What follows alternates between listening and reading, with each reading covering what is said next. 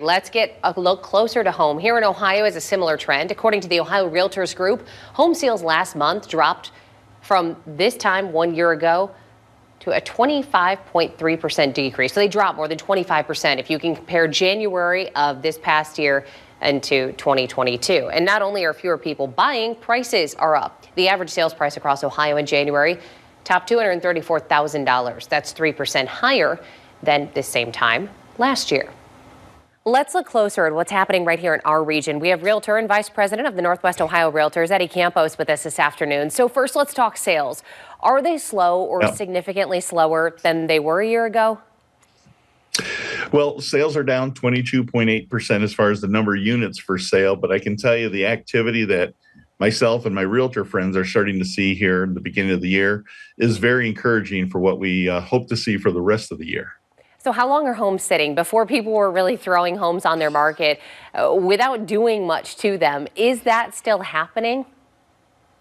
Yeah, homes are still sitting somewhere around a couple of months, which really isn't too bad. Actually, probably closer to even 30 days in most cases. I can tell you that I've got several listings that are just kind of waiting in the wings right now for things to happen. Either they're trying to find a home or they're waiting for some things to happen with their personal home, and they're ready to put their homes on the market. And based on the activity of buyers I have, that is our biggest hindrance right now, is just the lack of inventory, being able to find something that'll fit their needs. Okay, so are the days of the over asking, the no inspections, offers right there on the spot, are those done?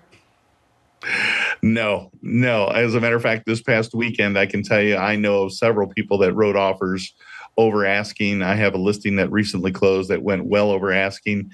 And that just goes back to the lack of inventory. People are really anxious to start moving. You know, their personal situations haven't changed a whole lot, even though the market is starting to feel that.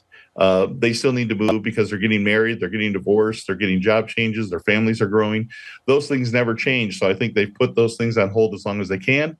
And now they're back out there looking for homes to buy. What are some of the hottest areas for sales right now? I can't think of an area that's not hot. Right now, my people are expanding their areas where they used to be focused in on one particular school district, probably. And they're opening it up to several school districts because they just got to get themselves into a home. And so what advice do you have for somebody who's out there that might not have something to sell, but they are looking to buy? You know, the one thing that I see is that sellers are concerned because of the very thing we're talking about right now, and that's that there's not another home out there for them to go to. So the conversation becomes, Eddie, I'd love to sell my house, but I don't know where I'm going to go. There are definitely ways to be able to figure that transition out, but it requires a conversation because there's many pieces to that puzzle. You know, the three hardest things to do in life are job change, divorce, and moving. And there's a reason for that. There's a lot of moving pieces that are involved, and that's just getting the house ready to sell. That's not even counting what happens from the time you have it under contract to the time you close. So it requires a conversation that requires a lot of details and trying to figure out what the seller's wants and needs are, and then we can put that together in a plan and get them into a home. Well, it sounds like you're busy, Eddie. And one more final question for you. What's the prediction for the housing market as we head into spring? Well, I pay close attention to Dr. Lawrence Yun from the National Association of Realtors. He's the chief economist.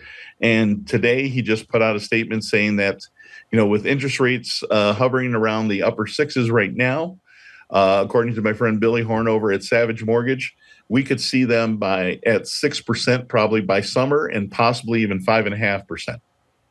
Okay. All right. So some changes potentially there in the crystal ball. Well, Eddie, thank you so much for giving me a few minutes of your time today. My pleasure. Thank you.